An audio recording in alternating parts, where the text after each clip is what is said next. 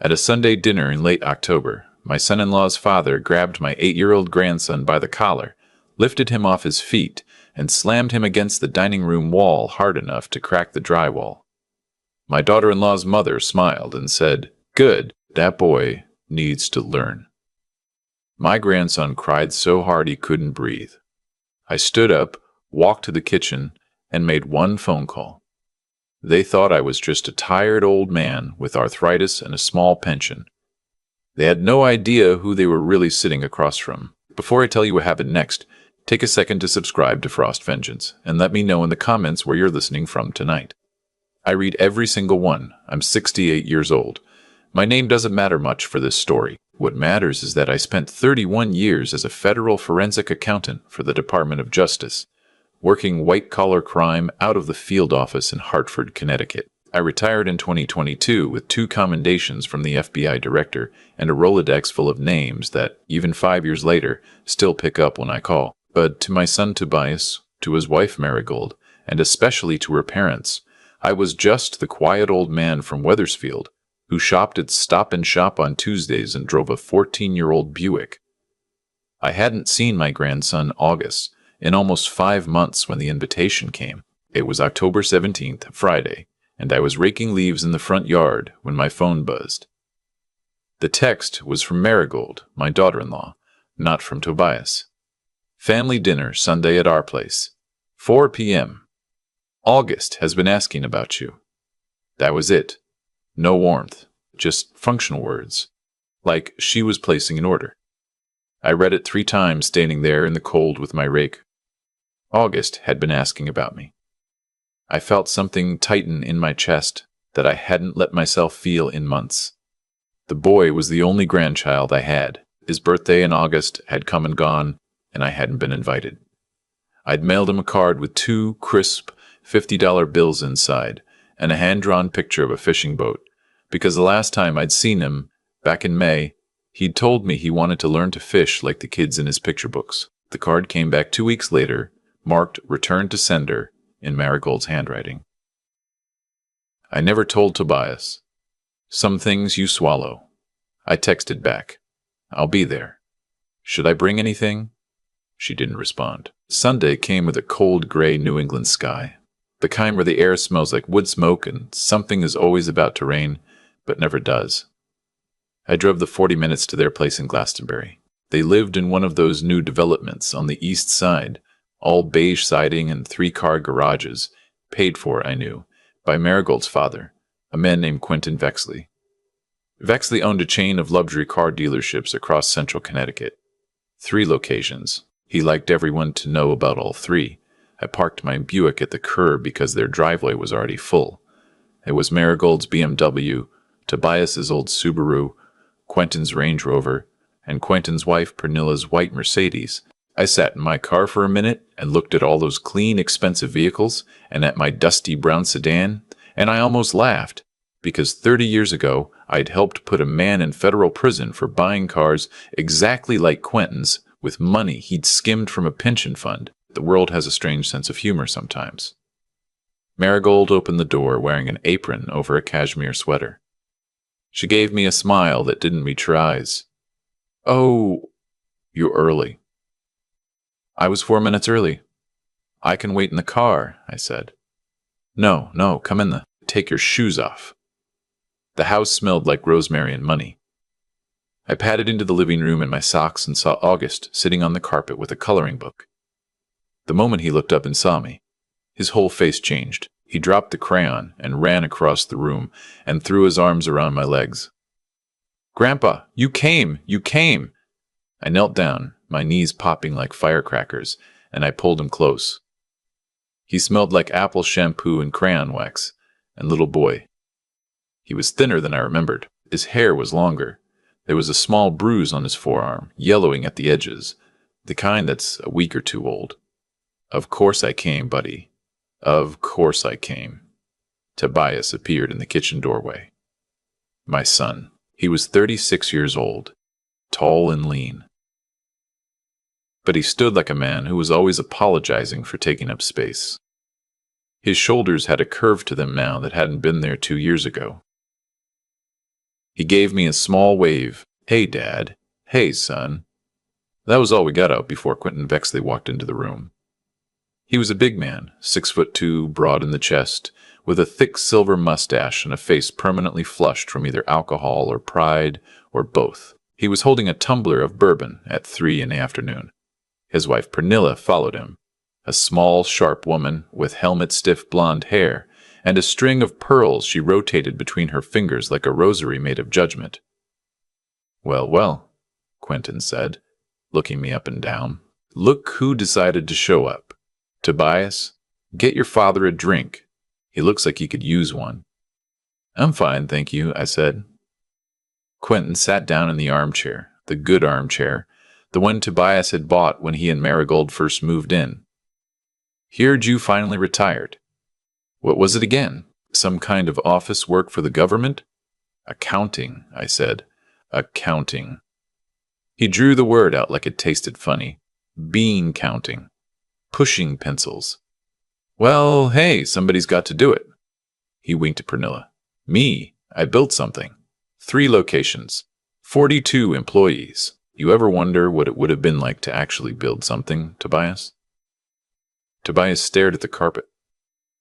"Dinner's almost ready," Marigold called from the kitchen brightly. Like nothing was happening. We sat down at the dining room table. August was placed between his mother and his grandmother Pernilla. I was placed at the end, the seat closest to the door. Quentin sat at the head. Tobias was on my left. Marigold brought out a roast chicken, mashed potatoes, green beans almondine. It looked like a magazine spread. It tasted like sawdust to me, but I chewed and swallowed and said all the right things. "Tobias, how's the warehouse going?" Quentin asked. My son worked logistics for a regional distributor. It was a steady job, decent pay, full benefits. He'd been there 9 years. "It's going fine, Quentin." "Fine, fine." Quentin stabbed a piece of chicken. "You know, I keep telling Marigold, your husband could be making 3 times what he makes now if he'd just come work for me. Sales, closing deals, real money." "I'm not really a sales guy," Tobias said quietly. "You're not a man yet, is what you're not." Quentin laughed at his own joke. Pernilla laughed too. Marigold looked down at her plate and smiled. I kept eating. "You know what your problem is, son," Quentin said. "Your father raised you soft. No offense. But look at him, sitting there like a church mouse. Probably never raised his voice in his life.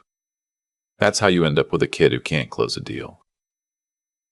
"Quentin," Pernilla said gently, "be nice." But she was smiling. I cut my chicken. I chewed. I watched. August was kicking his feet under the table, the way little boys do. He bumped the table leg and Quentin's bourbon glass wobbled. A drop, just one drop, sloshed over the rim and onto the white tablecloth.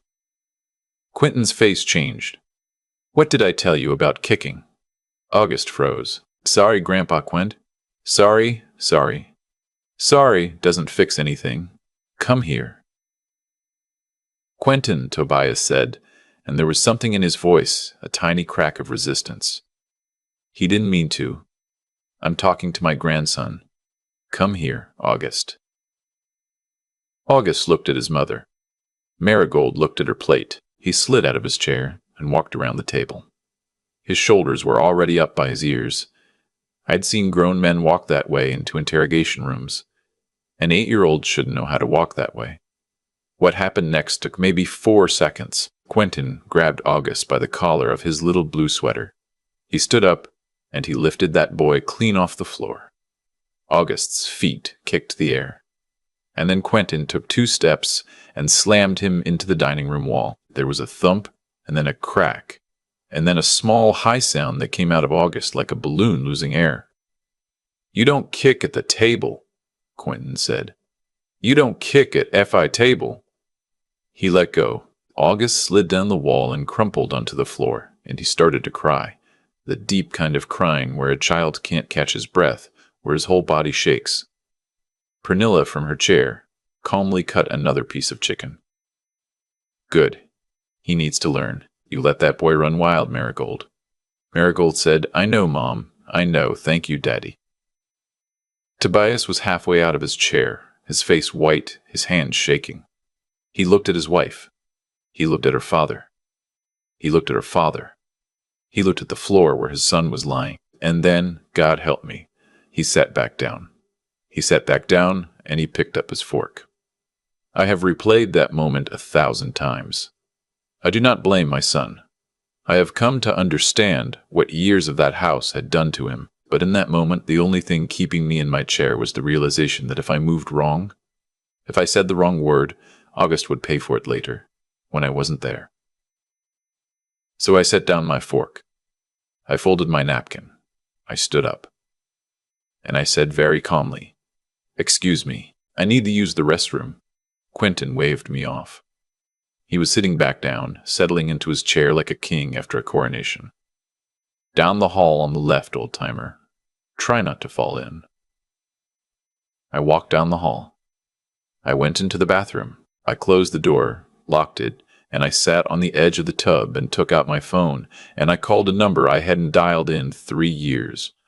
Connecticut State Police, Major Crimes, Lieutenant Brockhurst speaking. "Vance, it's me."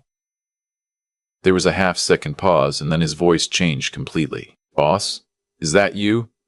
I need a unit at 47 Ashbrook Lane in Glastonbury. I'm a witness to the felony assault of a minor. The child is approximately 8 years old. The perpetrator is an adult male, 6'2", 220, intoxicated.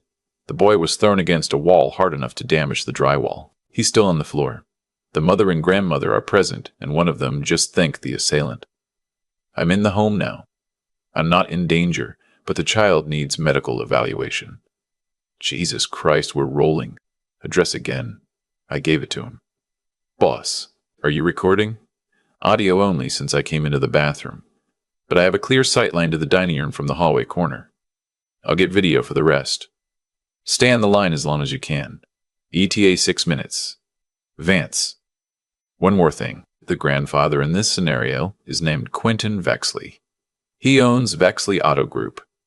I want a courtesy call to the Glastonbury PD chief and to ADA Hollenbeck if she's reachable.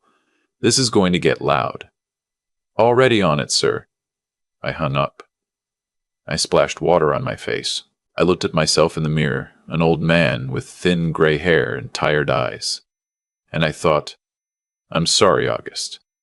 I'm so sorry I let it get this far. Then I opened my phone's camera, started recording video, and walked back to the dining room with the phone held casually at my hip. August was back in his chair. His eyes were red and swollen, and he was eating green beans one at a time, mechanically the way you do when you've learned that finishing your plate is the price of being left alone. There was a red mark on the side of his face, and his sweater was stretched out at the collar. "Everything come out all right," Quentin said, and laughed. "Everything's fine," I said. I sat down. I picked up my fork. I started recording. "So Tobias," Quentin said, leaning back. "As I was saying, sales. Real money. Tell him, Marigold. Tobias, Daddy's offering you a real opportunity. You should be grateful. And what about August hockey? I thought we were signing him up." "Hockey's expensive, Tobias," Marigold said. "Maybe if you took Daddy's offer." "I'd put the boy in football," Quentin said. "Hockey's for rich kids and Canadians. Football'll toughen him up. God knows somebody needs to. You raise a boy too soft, he ends up like his old man." He pointed his fork at Tobias. "No offense, son."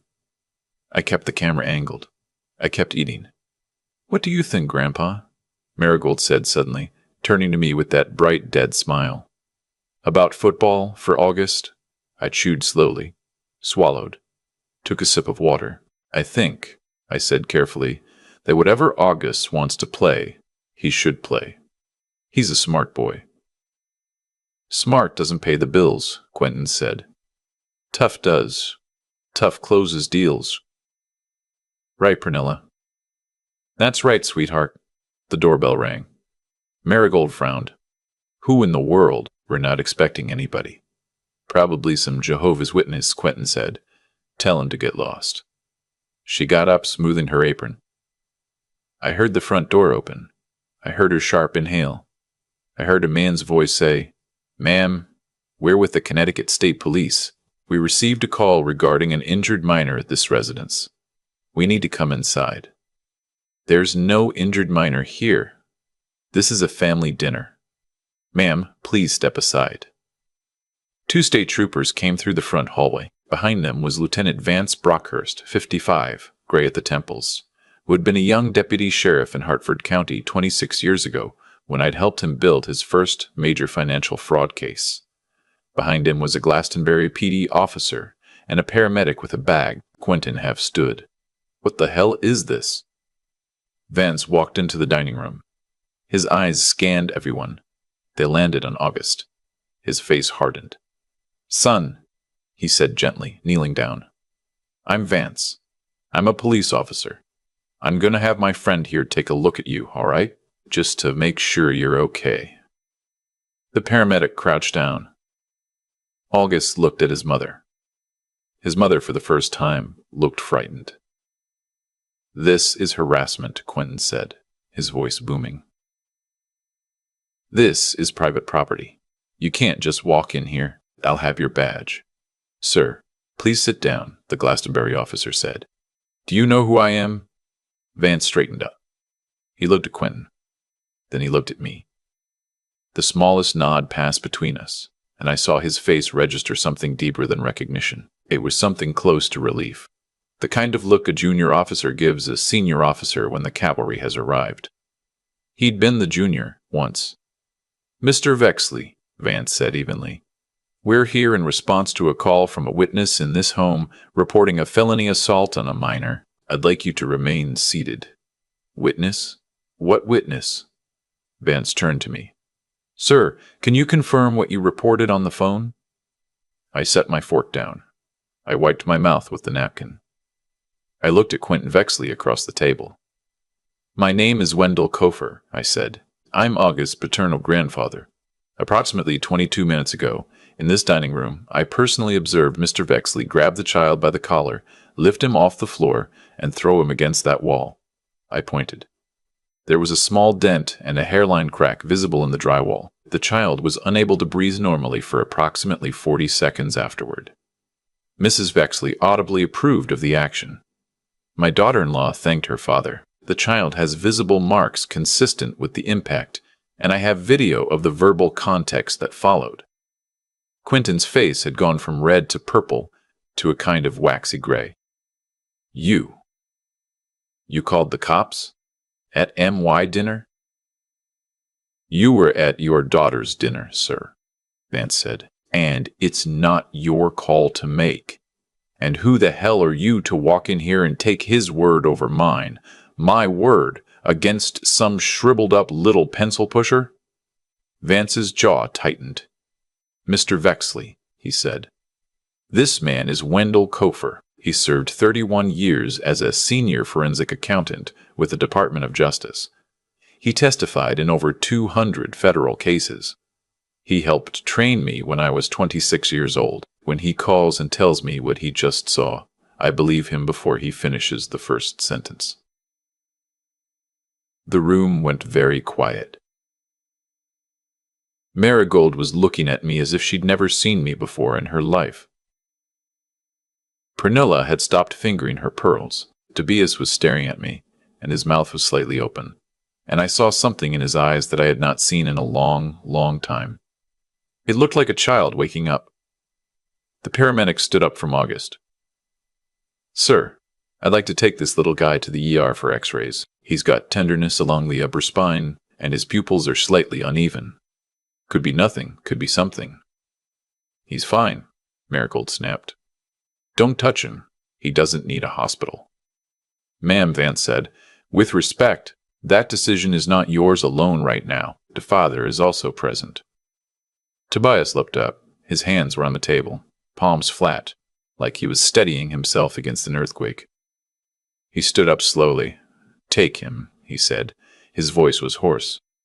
"Take my son to the hospital. I'll ride with him." "Tobias." Marigold's voice cracked. "Don't you dare." "You laughed, Marigold." "What?" When your father threw our son into the wall, you said thank you to your father. Tobias.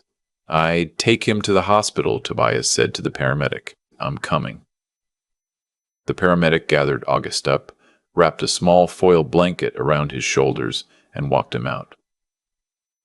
As he passed me, August reached out and touched my hand. Grandpa, he whispered. Are you coming? I'll be right behind you, buddy, I promise.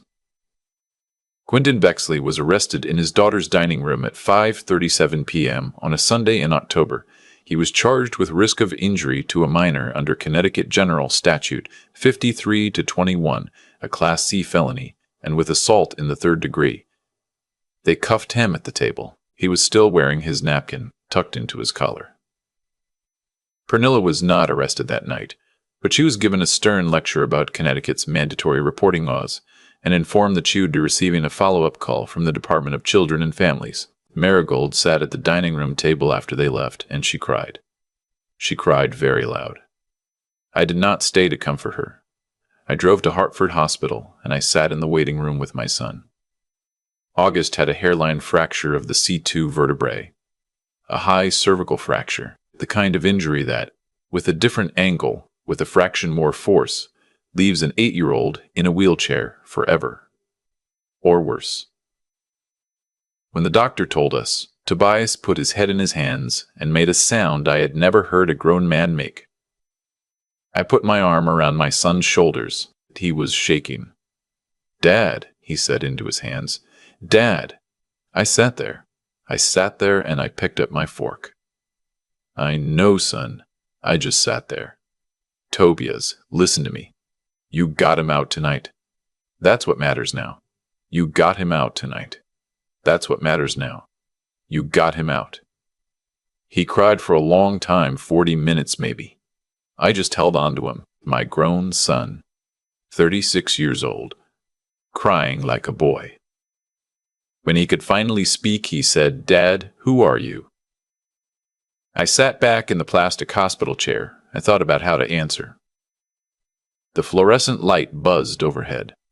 The vending machine in the corner hummed. I'm your father, I said. That's what I am. Everything else is just a job I used to have. But Lieutenant Brockhurst said. He said I helped train him. That's true. He said I worked white-collar crime for the DOJ. That's true, too. I retired 3 years ago. I never told you because I never wanted you to introduce me at parties as my dad, the federal agent. I wanted to be your dad, the boring guy in the brown Buick. He laughed then, a wet, broken laugh. You're not boring. I'm pretty boring, son. Why didn't you tell me when Quentin started in on you? When he called you a pencil pusher? You could have shut him up in 5 seconds. I thought about how to answer that too. Because, Tobias, people show you exactly who they are when they think you don't matter. Quentin's been showing me who he is for 3 years, and every time he did, I was filing it.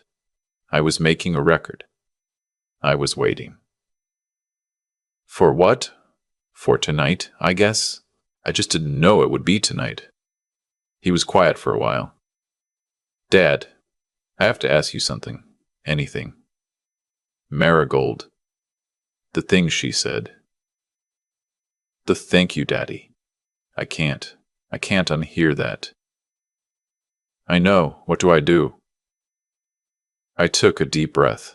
Son, that's not for me to decide, but I will tell you this. The state is going to file charges against Quentin. The Department of Children and Families is going to open a file. You and Marigold are going to be looked at very closely. You need to decide right now whose side you're on. Hers, or that little boy's, because you cannot be on both. He didn't answer right away. He was looking at the door of the pediatric ward. His, he finally said. His side. Always his side. From now on. Then we start there. The next morning, I called an attorney named Ophira Ruckholt. Ophira had been a deputy chief in the U.S. Attorney's Office in New Haven. She'd retired the same year I did, and gone into private family law practice in West Hartford because, as she put it, I'm done with cartels. Now I just want to ruin custody battles for bad people.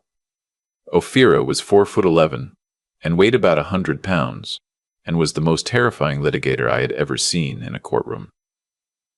"Wendell," she said when I told her the story, "I will eat that woman for breakfast. Bring me the case file by Wednesday." Then I called an old colleague named Bernard Stoltzman, who had spent 20 years auditing automotive dealerships for the IRS Criminal Investigation Division. "Bernie, how busy are you?" "For you. Never." "What do you got?" "Vexley Auto Group. 3 locations. Connecticut. The owner's name is Quentin Vexley. I want to know if the books are clean." A long pause. Wendell: "Are we doing what I think we're doing?" "Bernie, I'm not asking you to do anything. I'm asking you, as a private citizen who I have known for 28 years, whether or not you happen to know if a particular business has any irregularities that you, in your professional judgment, might consider to be in the public interest." He laughed. "You haven't lost a step. Give me 4 days. Take 5. I'm not in a rush." I wasn't in a rush because I knew, from 31 years of doing this work, that men like Quentin Vexley do not run clean businesses. Men who casually throw their grandchildren to walls do not pay their taxes correctly. Men who treat people like that on Sunday afternoons do not file accurate quarterly statements. There is a tax to being a bully, and the IRS eventually comes to collect. 3 days later, August came home from the hospital wearing a soft cervical collar. He was going to be fine. The fracture was stable, no surgery required. 6 weeks in the brace, and then physical therapy. He came home to my house in Wethersfield, because that's where Tobias was now staying. Marigold had refused to leave the Glastonbury house. She had also refused to visit her son in hospital. She had hired an attorney, a man from Stamford named Hollander, who was already filing motions about parental alienation. Hollander didn't know yet that he was about to meet Ophira Ruckold. The first week, August barely talked. He would sit on my couch with my old golden retriever, Biscuit, and stare at cartoons without laughing. He flinched at loud noises. He had a nightmare every single night, and would crawl into Tobias's bed at 3 a.m. I bought him a fishing pole, a real one, and put it in the corner of the living room where he could see it. I told him as soon as the doctor said it was okay, we'd go up to my brother's cabin in Vermont and catch a trout. The first time I saw August smile again was the night he asked me, "Grandpa, were you really like a spy?" "No, buddy, I wasn't a spy. I was an accountant. But Daddy said you put bad guys in jail." I helped, sometimes. There were a lot of people who helped. I just looked at numbers. Numbers are kind of boring. Numbers are very boring, August.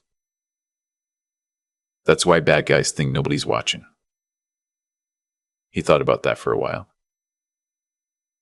And then he said very seriously, "I think I want to be an accountant."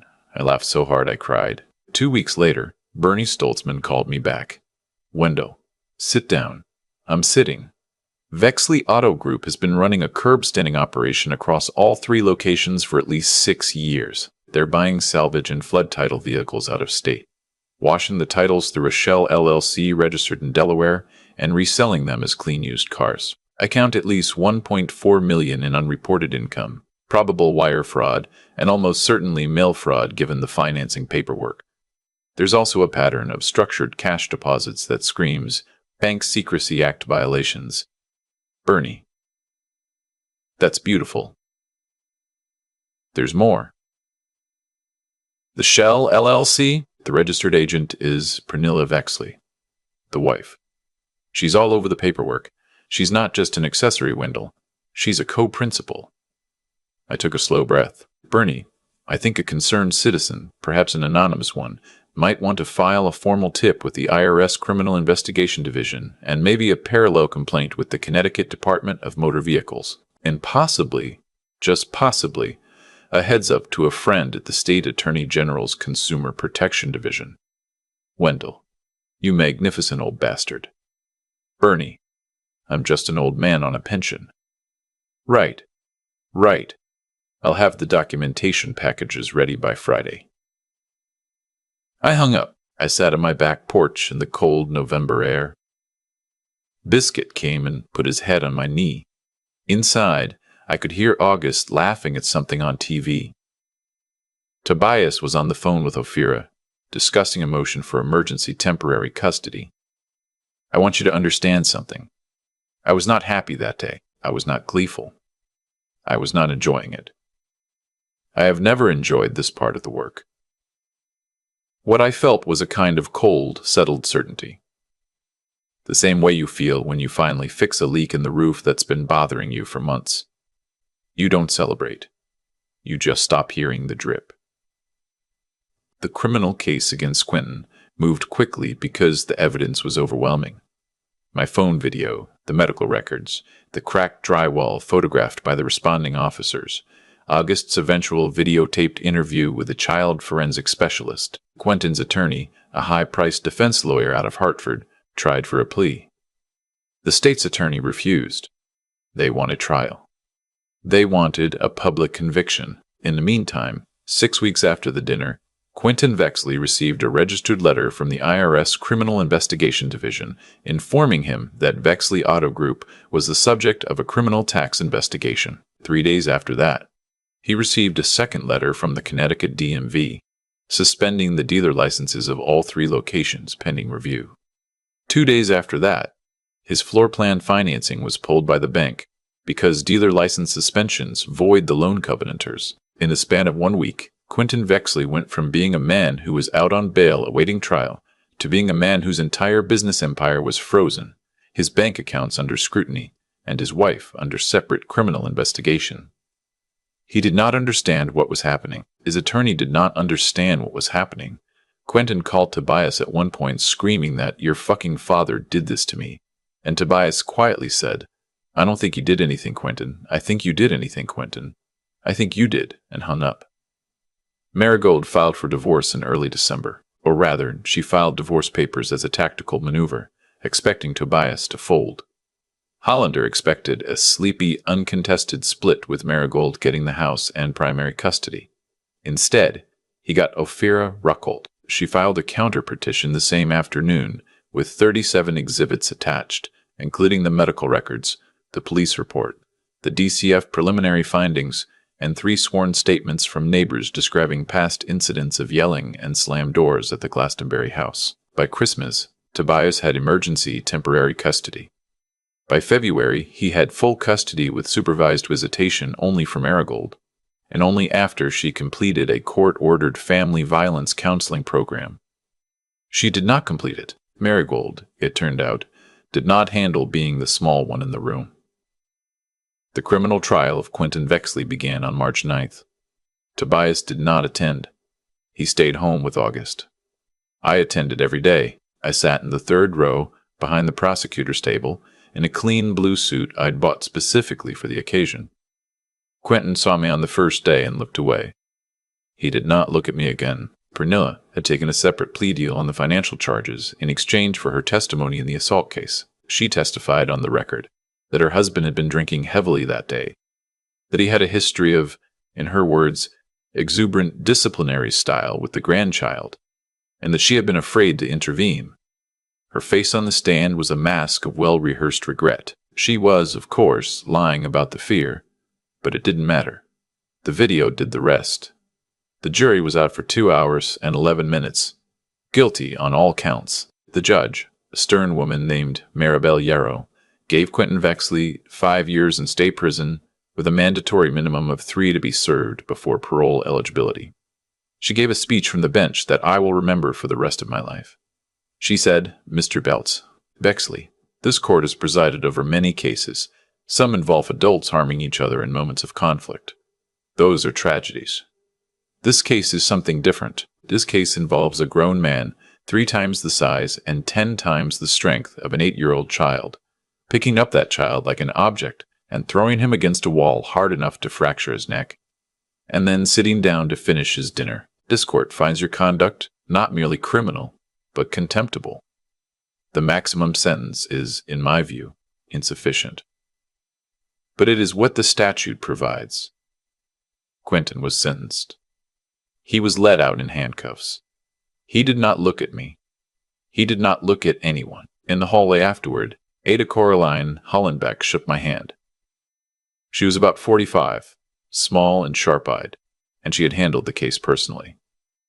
Mr. Kofer, she said, it was an honor.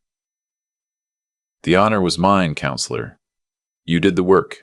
You did the work, sir. We just put it in front of the jury.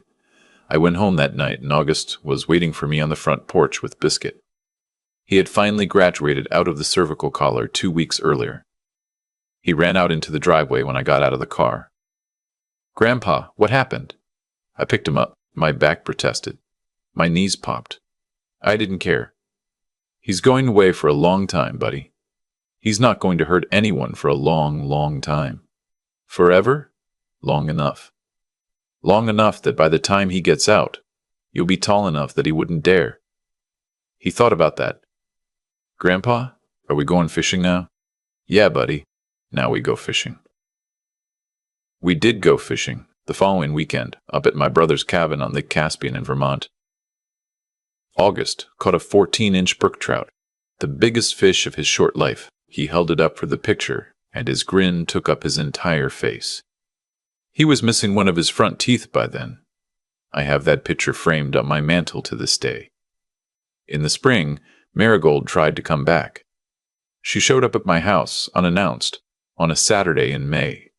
She was thinner. Her hair was different. She had been, I learned later, in some kind of treatment program her mother had paid for. Wendell, she said, on my front porch, can I come in? No, I said, please. I just want to apologize. To Tobias. To August. Marigold. They're not here. They're at a soccer game. Then can I apologize to you? I looked at her for a long moment. I thought about the fishing card I'd drawn for August's birthday. I thought about her writing return to sender on it. I thought about her saying, thank you, Daddy. You can say what you came to say, I told her. I'll listen. I won't promise anything beyond that.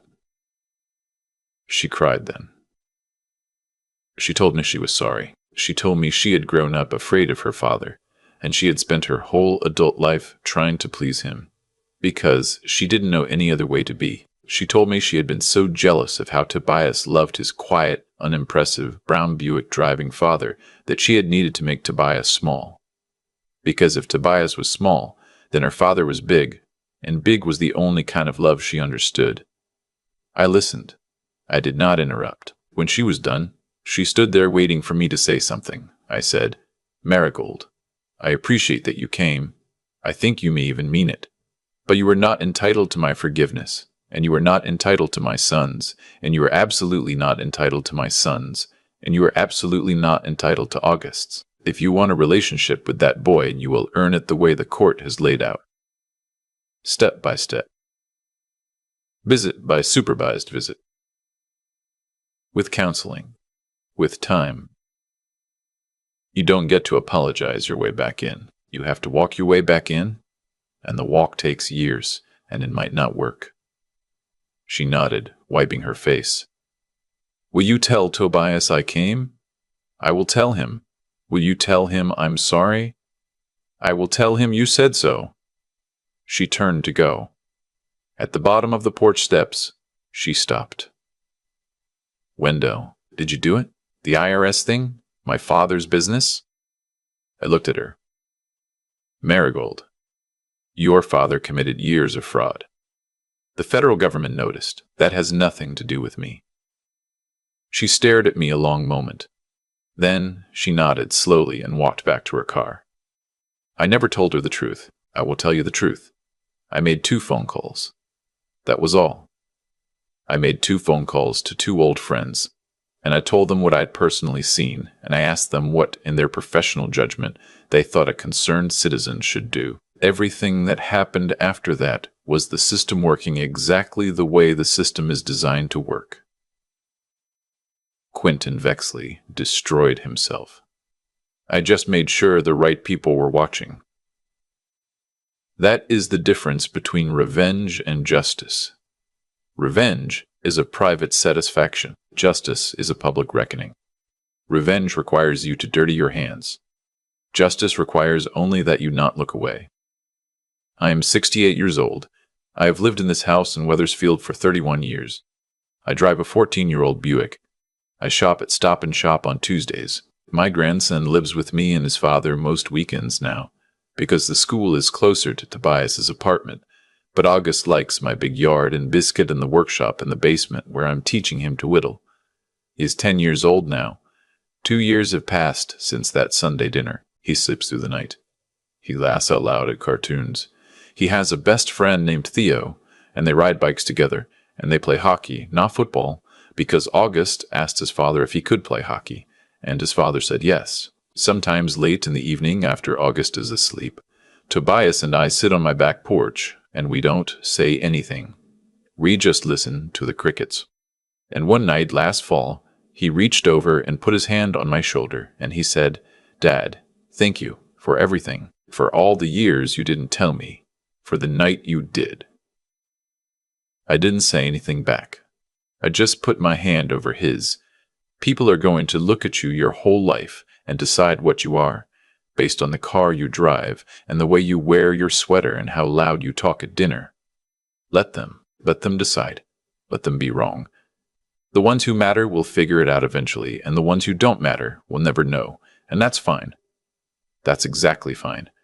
I am the boring man in the brown Buick. I am also the man who made the call. If you stayed with me to the end of this story, I want you to know I'm grateful. Hit the like button if it meant something to you, and subscribe to Frost Vengeance so the next one finds you. Tell me in the comments where you were listening from tonight. And tell me, if you want, about the quiet person in your own family that nobody ever quite saw coming. I'll be reading. Take care of each other out there, especially the small ones. I've thought about that Sunday in October 1,000 times since it happened, and what stays with me most is not the violence. It is the silence that came before. For 3 years I sat across from Quentin Vexley while he insulted my son, while he diminished my grandson, while he drank too much bourbon at 3 PM and called me a pencil pusher in my own family's house. And every single time, I made a choice not to respond. People have asked me since, was that weakness? Was that cowardice? No, it was something I learned in 31 years of looking at numbers on paper. The loudest man in the room is almost always the most afraid. Cause and effect. A man who needs to dominate everyone around him is a man who does not believe he can be loved without it. And a man like that, given enough time, will always reveal who he really is. What I want you to take from this story is not that I am clever, or that I had connections, or that the system worked because I knew the right phone numbers. The truth is, the system would have worked anyway. Anyone in that dining room could have made the call. The hardest part was not knowing who to call. The hardest part was being willing to stand up at the table while my own son sat frozen beside me. That is the part that takes courage. And courage is not something you are born with. It is something you build, quietly, over decades, every time you choose to do the small right thing when nobody is watching. I think a lot now about the difference between strength and noise. Quentin had noise. He had a big voice and a big truck and a big house and 3 dealerships with his name on the sign. But when the moment came, when his life actually got tested, he had nothing. No real friends came forward for him. No employees stood up for his character. His own wife testified against him. Noise is not strength. Strength is the quiet record you build of being a decent person, the quiet competence you build at your craft, and the quiet relationships you build with people who would still pick up the phone for you 20 years after you retired. I think about my son Tobias every day. He is rebuilding. He is 40 pounds lighter than he was a year ago. He laughs out loud now. He plays catch with August in the yard. The hardest thing for him to forgive, he told me once, is not what Quentin did. It is the moment he himself sat back down and picked up his fork. I told him what I will tell you. The measure of a man is not whether he freezes once. It is whether he gets up the next time. Take care of the small ones. Tell the quiet people in your life that you see them. And when the moment comes, do not look away.